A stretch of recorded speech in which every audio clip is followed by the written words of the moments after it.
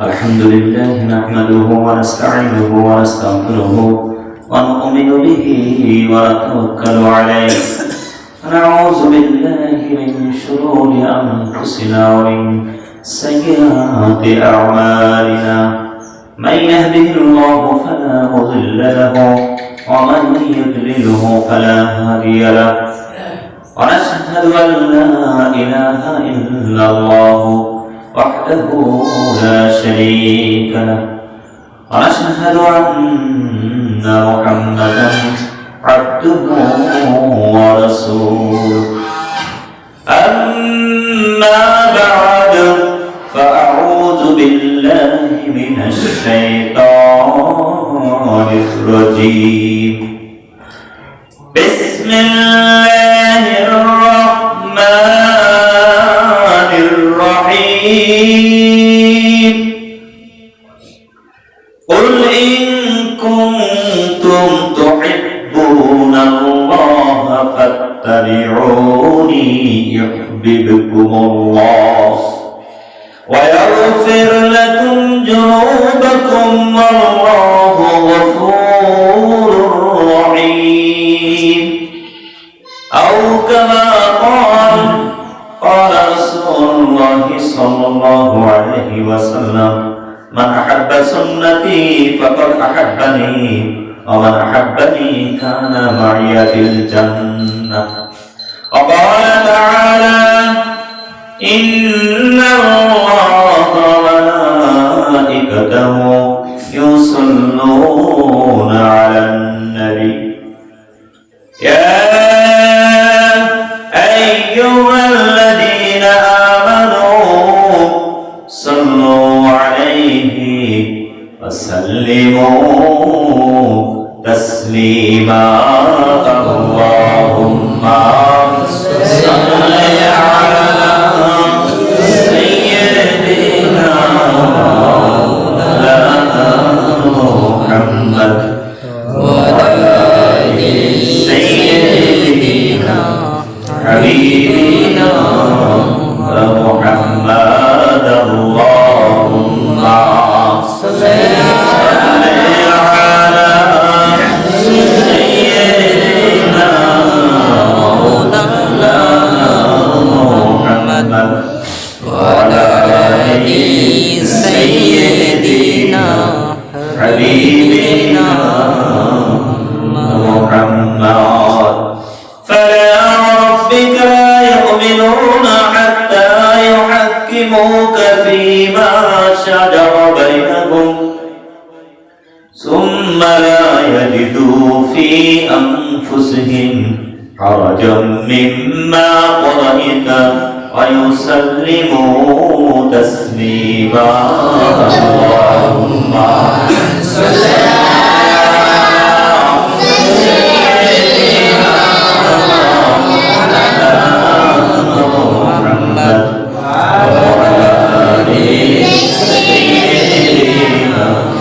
حبيبنا محمد مديا بني مدير الغرام مدي غابي بسام عيسوك جايبايك সঙ্গে কে হো যাইবে না আল্লাহুম্মা সাল্লি আলা সাইয়্যিদিনা মাওলানা মুহাম্মদ ওয়া আলি সাইয়্যিদিনা হাবিবিনা মুহাম্মদ বালাগাল উলা বিকামালিহি كشف الدجى بجماله حسنت جميع خصاله صلوا عليه وآله আলহামদুলিল্লাহ সর্বপ্রথম মহান আল্লাহ তাআলার দরবারে শুকরিয়া আদায় করছি যে আল্লাহ সুবহানাহু ওয়া তাআলা গত একটি সপ্তাহ হতে জুমা হতে আজকের এই জুমায় আল্লাহ তাআলা আপনার আল্লাহ তাআলার প্রিয় কিছু গোলাম বান্দাদেরকে তার ঘরে মসজিদে জুমার নামাজ আদায় করার উদ্দেশ্যে আল্লাহ তাআলা আশা তৌফিক দান করেছেন। এই জন্য সকলে বলি আলহামদুলিল্লাহ। এবং প্রিয় হাবিব আখনামদার তাজেদের মদিনা মুহাম্মদ রাসূলুল্লাহ সাল্লাল্লাহু আলাইহি ওয়াসাল্লাম প্রতি আমরা দুরূদ শরীফ পড়ি, সবাই বলি সাল্লাল্লাহু আলাইহি ওয়াসাল্লাম। আলহামদুলিল্লাহ। সম্মানিত হাজিরিন, আস্তে আস্তে করে আরবি মাস আমরা আমাদের সামনে শাবান মাস। আজকে শাবানের চাঁদ, গতকালকে সৌদি শাবানের চাঁদ উঠছে, আজকে আমাদের বাংলাদেশে ইনশাআল্লাহ শাবানের চাঁদ থাকবে। তাহলে বোঝা যাচ্ছে যে আর একটি মাস আছে পবিত্র মাহে রমজানের জন্য, প্রস্তুতির মাস, ইবাদত আমল সুন্দর করার জন্য। আজকে আমরা দুনিয়া নিয়ে ব্যস্ত, প্রত্যেকে ব্যস্ত, দুনিয়ার পিছনে সময় নিজেকে একটা সময় আমরা কবরের মুখ পর্যন্ত পৌঁছে যাচ্ছি, তারপরেও আমাদের ভিতরে দুনিয়ার ব্যস্ততা কিন্তু থেকেই যাচ্ছে। প্রত্যেকে ব্যস্ততার ভিতরে ডুবে আছে দুনিয়ার জন্য। আখিরাতের ব্যাপারে ব্যস্ততা আমাদের ভিতরে খুব কম আছে। কি প্রত্যেকের ভিতরে কি আছে? খুব কম আছে। দেখেন একটা পাখি, মাখলুক, আল্লাহ তাআলার সৃষ্টি, এই পাখিগুলো এক জায়গায় বাসা তৈরি করে অল্প কিছু দিনের জন্য, স্থায়ী বাসা, অনিস্থায়ী। এটা ঝড়েও ভেঙে যেতে পারে, যে কোনো সময় এটা কি হয়ে যেতে, নষ্ট হয়ে যেতে পারে। এরা একটা পাখি জানে যে এখানে আমি চিরদিন এই বাসায় থাকবো না, থাকতে পারবো না, সেই হিসাবে সে বাসা তৈরি করে। আর আমরা মানুষ দুনিয়ায় আমরা জানি এখানে আমাদের জন্য এটা অনিস্থায়ী, স্থায়ী না। তারপর আমরা মানুষ, আমরা ইনসান, আশরাফুল মাখলুক, আমরা চেষ্টা করি এখানে স্থায়ী কিভাবে থাকা যায়, এখানে স্থায়ী কিভাবে দুনিয়া লাভ মুনাফা করে দুনিয়ার এসে টিকে থাকা যায়, এটা আমাদের চিন্তা ভাবনা। কিন্তু এটা বেকুফ, বেখর। আল্লাহ তাআলা কোরআনুল কারীমে বলেছেন, ওয়াত্তাকু ইয়াওমান তুরজাউনা ফীহি ইলাল্লাহ সুম্মা তুওয়াফা কুল্লু নাফসিন মা কাসাবাত ওয়া হুম লা ইউযলামুন। আল্লাহ তাআলা বলেছেন যে তোমরা ওই দিনকে ভয় করো যেদিন তোমাদেরকে আল্লাহ তাআলার কাছে ফিরতে হবে, আল্লাহ তাআলার কাছে আসতে হবে, এবং সেদিন তোমাদের কর্মফলগুলো, দুনিয়ায় যে কর্ম করছো প্রত্যেকটা কর্মের ফল ওই দিনকে তোমাদেরকে দেওয়া হবে।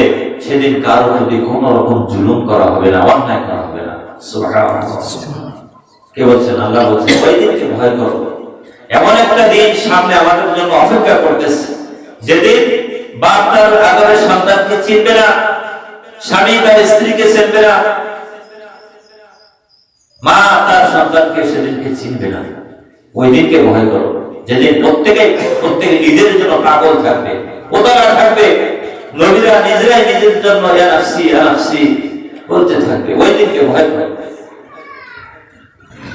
নবীদের প্রতি ভালোবাসা, হুজুর আকরাম সাল্লাল্লাহু আলাইহি ওয়াসাল্লামের প্রতি ভালোবাসা স্থাপন করতে হবে, কারণ প্রত্যেক নবী নিজের জন্য প্রেশার ছিলেন, কিন্তু আমাদের নবী পাক সাল্লাল্লাহু আলাইহি ওয়াসাল্লাম মুহাম্মদ রাসূল সাল্লাল্লাহু আলাইহি ওয়াসাল্লাম তিনি উম্মতের জন্য সদা সর্বদা সর্বসময় তিনি উম্মতের নিয়ে ব্যস্ত ছিলেন।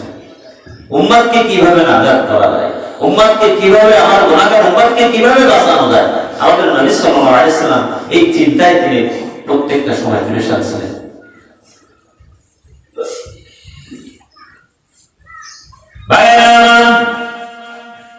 আল্লাহ রাসূল সাল্লাল্লাহু আলাইহি ওয়াসাল্লাম বলেছেন, একদিন আয়েশা, আম্মা জান আয়েশা রাদিয়াল্লাহু তাআলা আনহা হুজুর আকরাম সাল্লাল্লাহু আলাইহি ওয়াসাল্লামকে বলতেছেন, হে আল্লাহর নবী, আপনার এই সুন্দর চেহারার ভিতরে ছোট ছোট দাগ দেখা যায়, কিসের দাগ এগুলো? বসন্তের দাগের মতন কিছু দাগ দেখা যায় আপনার এই সুন্দর নূরের চেহারার ভিতরে। আম্মা জানের এই কথা শোনার পর হুজুর আকরাম সাল্লাল্লাহু আলাইহি ওয়াসাল্লামের চোখ দুটো দিয়ে পানি বেয়ে পড়তে শুরু করলো। হুজুর আকরাম সাল্লাল্লাহু আলাইহি ওয়াসাল্লাম বললেন, আয়েশা, তুমি এমন একটা কথা আমাকে মনে করায় দিছো, যে কথা আমার মনে উঠলে আমার চোখ বেয়ে পানি চলে আসে। আম্মা জান বলতেছেন, হে আল্লাহর নবী, আপনি আল্লাহর কাছে দোয়া করলে আপনার এই দাগগুলো তো মুছে যায়, এই দাগগুলো তো থাকে না। বলতেছেন, না না না, আয়েশা শুনে রাখো, আমি যখন কালেমার দাওয়াত দেওয়ার জন্য তায়েফের ময়দানে গিয়েছিলাম, তায়েফে চলে গিয়েছিলাম, আর ওই তায়েফের যুবকগুলো যখন আমাকে পাথর মেরে মেরে আঘাত করছিল, আমি একবার নয় দুইবার নয়, আমি তিনবার বেহুশ হয়ে গিয়েছিলাম। বেহুশ হয়ে গেছিলাম। ওই তায়েফের ময়দানে পাথরের আঘাত, পাথরের দাগগুলো দেখা যায়।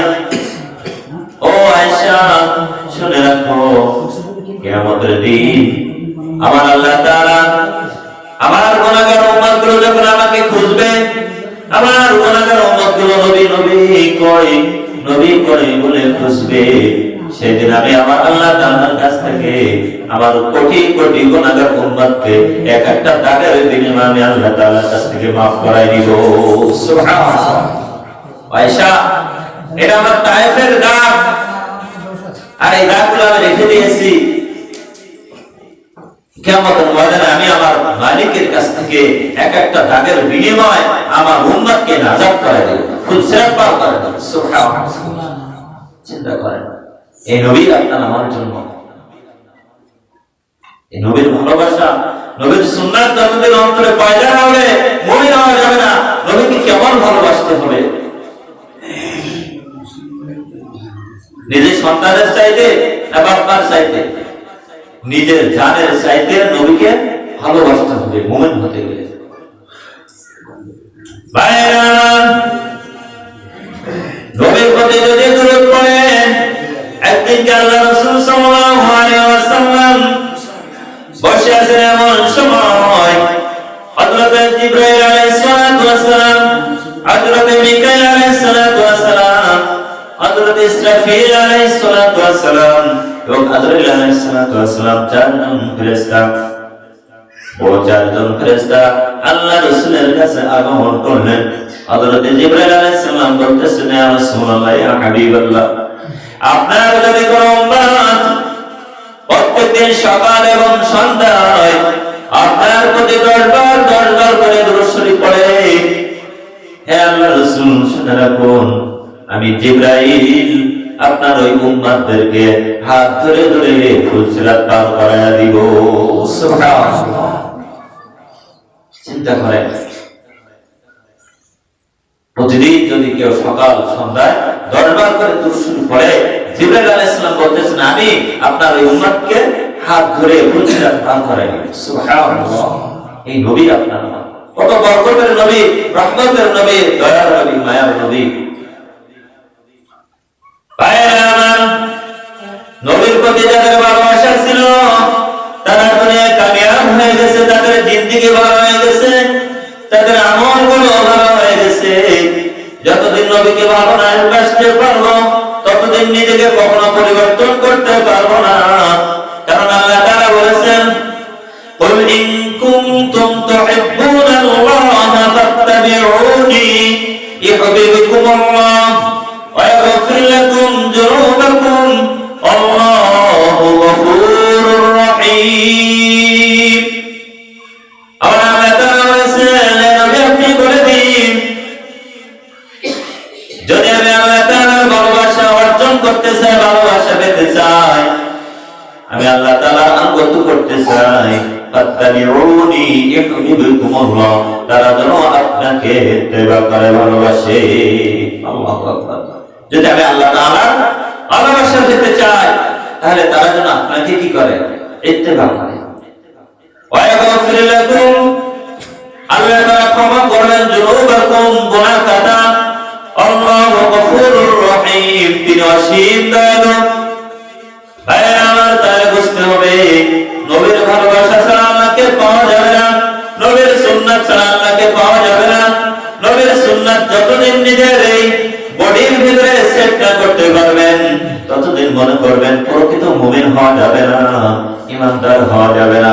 এই জন্য নবীকে এমন ভাবে ভালোবাসতে হবে, নিজের জানের চাইতে নবীর জন্য ভালোবাসা রাখতে হবে, নিজের জানের চাইতে। একটা সুন্নাতের কত দাম! মান আহাব্বা সুন্নতি ফাকাদ আহাব্বানি ওয়া মান আহাব্বানি কানা মাইয়া ফিল জান্নাহ। যে ব্যক্তি আমার সুন্নাহকে ভালোবাসলো, সে আমাকে ভালোবাসলো, আর যে আমাকে ভালোবাসলো, কিয়ামতের ময়দানে সে আমার সঙ্গী হয়ে জান্নাতে প্রবেশ করবে। সুবহানাল্লাহ। তাহলে কি নবীর সুন্নাতকে মানতে হবে নাকি? হবে। আজকে আমাদের ভিতরে কোনো সুন্নাত খুঁজে পাওয়া যায় না। একজন মুসলমানকে বোঝা যায় না আসলে প্রকৃত মুসলমান। ভাইয়েরা আমার, মিশরে যুদ্ধে যাওয়ার জন্য আমিরুল মুমিনিন হযরত ওমর ফারুক রাদিয়াল্লাহু তাআলা সাদ ইবনে আবি ওয়াক্কাস রাদিয়াল্লাহু তাআলা কে সেনা প্রদান করে পাঠালেন যুদ্ধের জন্য। মিশরে যুদ্ধের জন্য সাদ ইবনে আবি ওয়াক্কাস রাদিয়াল্লাহু তাআলা কে পাঠালেন এবং কিছু সৈন্য দিয়ে যুদ্ধ করার জন্য। সেখানে মিশরের দুর্গ বন্ধ করা, দরজা বন্ধ করা, তারা সেখানে যে অপেক্ষা করতেছেন তাদের সাথে যুদ্ধ করার জন্য। এক পর্যায়ে একদিন, 2 দিন, 3 দিন এইভাবে মাস পেরিয়ে যাচ্ছে। চিন্তায় পড়ে গেলেন, তাই তো আমরা তো তারা দুর্গ খুলে না, আমরা তো যুদ্ধ করতে পারতেছি না, আমাদের খাবার দাবার তো ফুরাইয়া যাচ্ছে, তাহলে কি করা যায়? হযরতে আবু সাদ ইবনে আবি ওয়াক্কাস রাদিয়াল্লাহু তাআলা একটা চিঠি লিখলেন আমিরুল মুমিনিন হযরত ওমর ফারুক রাদিয়াল্লাহু তাআলা এর কাছে। হে খলিফাতুল মুসলিমিন, আমিরুল মুমিনিন, আমরা এখানে এসেছি 1 মাস হয়ে যাচ্ছে, আমাদের খাবারও শেষ হয়ে যাচ্ছে, কিন্তু মিশরের দুর্গ তো খোলা হয় না। আমরা কিভাবে তাদের সাথে যুদ্ধ করব, কিভাবে যুদ্ধ জয়লাভ করব? আপনি আমাদের জন্য কিছু সাহায্য পাঠান। তখন আমিরুল মুমিনিন ওমর ফারুক রাদিয়াল্লাহু তাআলা চিঠির ভিতরে লিখে দিলেন, হে সাদ ইবনে আবি ওয়াক্কাস, শুনে রাখো, আমি আমার পক্ষ থেকে কোনো সাহায্য তোমাদের করতে পারবো না, তবে তোমরা শুনে রাখো, তোমরা দেখো তোমাদের ভিতরে কোন আমলের ত্রুটি হচ্ছে কিনা, কোন সুন্নাত বাদ যাচ্ছে কিনা, কোন আমলের ত্রুটি হচ্ছে কিনা, যার কারণে তোমরা এই মুসিবতের ভিতরে আছো। চিঠির ভিতরে লিখে দিলেন। ভাইরা আমার, বড়দিনা আমার,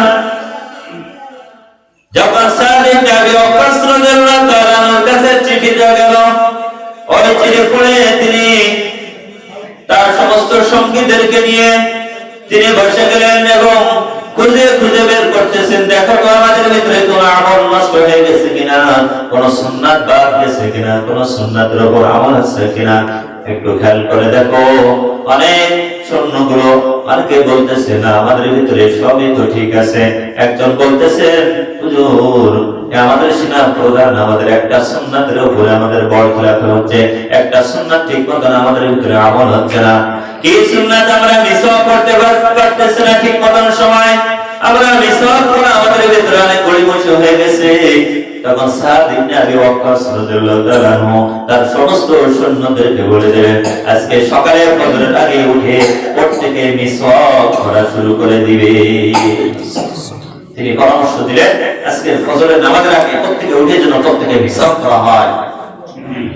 ভাইরা আমার, বাবাজিরা আমার, দেখেন সুন্নাতের কি ক্ষমতা। সুন্নাত যদি আমার ভিতরে, আপনার ভিতরে থাকে, আপনার দুনিয়া কামিয়াব, আখিরাত, কবর, হাসর, মিজান সবকিছু নাজাত হয়ে যাবে। এই জন্য প্রত্যেকের সুন্নাতের ইত্তেবা করা লাগবে। কুলাতি আল্লাহ ওয়ার রাসূল ফাইন তাওয়াল্লাউ ফাইন্নাল্লাহা লা ইউহিব্বুল কাফিরিন। আল্লাহকে আল্লাহর অনুগত করা এবং রাসূলের আর এর থেকে যদি কেউ মুখ ফিরে নেয়, জেনে রাখো আল্লাহ তাআলা কাফিরদেরকে ভালোবাসে না। কেউ যদি এর থেকে মুখ ফিরে নেয় তাহলে কি হবে? আল্লাহ তাআলা বলছেন, জেনে রাখো আল্লাহ কাফিরদেরকে ভালোবাসে না। ভাইরা আমার, এইবার কি করলেন? ওই মিশরে তারা আবি ওয়াক্কাস, সাদ ইবনে আবি ওয়াক্কাস রাদিয়াল্লাহু তাআলা আনহু তার সঙ্গীদেরকে মিসওয়াক করার কথা বলে দিলেন। ফজরের নামাজের আগে প্রত্যেকে উঠে বিভিন্ন জায়গা থেকে মিসওয়াক করা শুরু করলেন, চাল ভেঙে ভেঙে গাছের থেকে। এক পর্যায়ে কাফিররা এই দৃশ্য দেখে তাদের অন্তরে ভয় ঢুকে গেছে। মুসলমানরা তারা দাঁতে দাঁত দেওয়া শুরু করে দিয়েছে, মনে হয় তারা আমাদেরকে দাঁত দিয়ে ছিঁড়ে ছিঁড়ে খেয়ে ফেলবে। শিগগির করে চলো, এখান থেকে আমরা পলায়ন করি, আমরা মুসলমানদের সঙ্গে পারবো না, তারা দাঁত দিয়ে আমাদেরকে ছিঁড়ে তারা খেয়ে ফেলবে। আল্লাহু আকবার। কাফিরদের অন্তরে ভয় ঢুকে গেছে। এই মিসওয়াক করা দেখে তারা মনে করতেছে মুসলমানরা দাঁতে ধার দেওয়া শুরু করেছে, তারা দাঁত দিয়ে ছিঁড়ে আমাদেরকে শেষ করে দেবে, চলো এখান থেকে পালাও। এভাবে বিনা যুদ্ধে দেখা গেছে ফজরের নামাজের পর দুর্গের দরজা খোলা, কাফেররা সব চলে গেছে, ফাঁকা হয়ে গেছে। আল্লাহু আকবার। চিন্তা করে একটা সুন্নাতের কত শক্তি, কত ক্ষমতা, আর আমাদের ভিতরে সুন্নাত খুঁজে পাওয়া যায় আফসোস।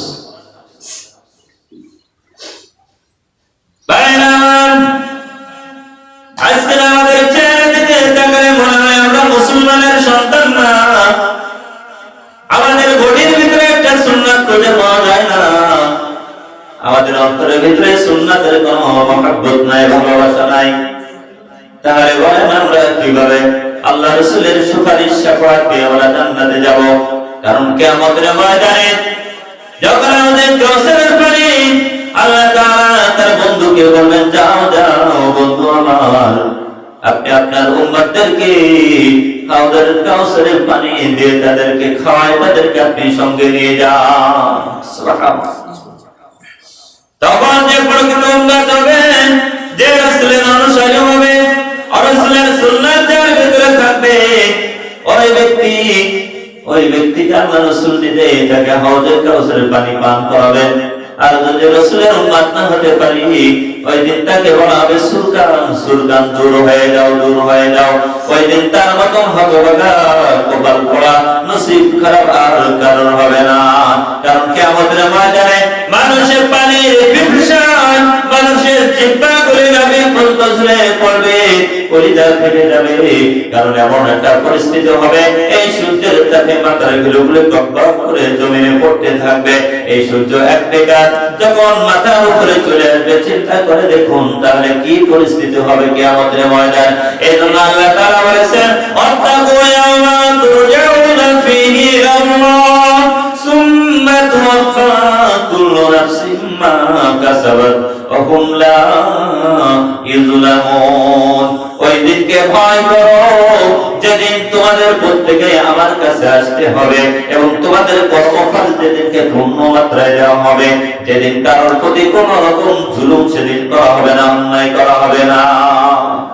ওই দিনকে ভয় করো। আমরা যে মনে করেছি এই দিনে এসেছে আর আমাদের যেতে হবে না, আফাহাসিবতুম আন্নামা খালাকনাকুম আবাসা ওয়া আন্নাকুম ইলাইনা লা তুরজাউন। তোমরা কি মনে করেছো আমি আল্লাহ তাআলা তোমাদের অনর্থক সৃষ্টি করেছি? তোমরা কি মনে করেছো আল্লাহ তাআলা আমাদেরকে অনর্থক সৃষ্টি করেছেন? কখনো না। আমাদেরকে ফিরতে হবে, তার কাছে যেতে হবে, তার কাছে হাজিরা দিতে হবে। যেমনি ভাবে আমরা একটা ঘড়ি তৈরি করি, অনেক লম্বা সুতা দিয়ে এবার ছেড়ে দেই, আমরা ভাবি ঘড়ি টাইম হলে কিন্তু তোমাকে আমার হাতে ধরা দিতে হবে। যখন সুতো গুছানি শুরু করা হয় তখন আস্তে আস্তে ঘড়িটা কোথায় আসে? ওই মাসুমের কাছে, ওই মালিকের কাছে চলে আসে। এমনি ভাবে আমাদের প্রত্যেকের একটা রশি দেওয়া আছে, হায়াতের রশি আমাদেরকে দেওয়া আছে। হায়াত শেষ হয়ে যাবে, কুল্লু নাফসিন যায়িকাতুল মাউত, মৃত্যুর ফেরেশতা চলে আসবে, জানটা কবজ করে নিয়ে চলে যাবে। এই দুনিয়াটা একটা ক্ষেতের সমান। যেমনি ভাবে কৃষক চাষাবাদ করে, একটা সময় ফসল ফলে, আবার ওই কৃষক তার ফসল কেটে মাঠ থেকে চলে আসে। দুনিয়ায় এসেছি আমরা চাষবাস করে আমাদের নেক আমলগুলো সুন্দর করে আমলগুলো করে আমরা একটা সময় ওই মালিকের কাছে হাজিরা দিতে চলে যেতে হবে আমাদের। এই দুনিয়ার বন্ধন, দুনিয়ার মহব্বত, দুনিয়ার ভালোবাসা সেদিন সব পড়ে থাকবে দুনিয়ায়। একমাত্র আমল আমার সাথে চলে যাবে, একমাত্র কি যাবে? আমার আমল আমার সাথে চলে যাবে। এই দুনিয়ার ভালোবাসা, দুনিয়ার স্ত্রী, দুনিয়ার আমার যত সম্পদ, দুনিয়ার আত্মীয়স্বজন সব দুনিয়ায় পড়ে থাকবে, আমাকে একা একা চলে যেতে হবে। যদি আমল ভালো থাকে, এই আমল আমার সঙ্গী হয়ে আমার সাথে চলে যাবে। এই নমলায় আমার সাবধান হয়ে যেতে হবে। কুল্লু নাফসিন যায়িকাতুল মাউত, মৃত্যু আসার আগে আমাকে স্মরণ করতে হবে। ওই মৃত্যু আমাকে প্রত্যেকদিন স্মরণ করতেছে। আমি কি মৃত্যুকে স্মরণ করতেছি? আমি তো মৃত্যুকে ভুলে গিয়েছি, কিন্তু মৃত্যু মরণ আমাকে ভুলে নাই। মরণ আমাকে ভুলে নাই, আমি ভুলে গিয়েছি। দুনিয়ার মহব্বতে পড়ে, দুনিয়ার ভালোবাসা, দুনিয়ার সম্পদ, দুনিয়ার লাভ, লোভ, লালসার ভিতরে আমি ডুবে আছি। মরণকে আমি বেখুশ ভুলে গেছি। এজন্য ভাইরা আমার, এই দুনিয়ার করতে যাওয়ার আগে আমাকে নিজেকে নবীর সুন্নাত আমার এই শরীরে, এই বডি সারাদিন বডির ভিতরে সেট করে আমাকে ওই কবরে যেতে হবে। সেখানে আল্লাহ তাআলা আমাকে আপনাকে প্রত্যেকের নাজাতের ব্যবস্থা করে দেবেন। সকলে আমিন। ওয়া আখিরু দাওয়ানা আলহামদুলিল্লাহি রাব্বিল আলামিন। আসসালামু আলাইকুম ওয়া রাহমাতুল্লাহি ওয়া বারাকাতুহু।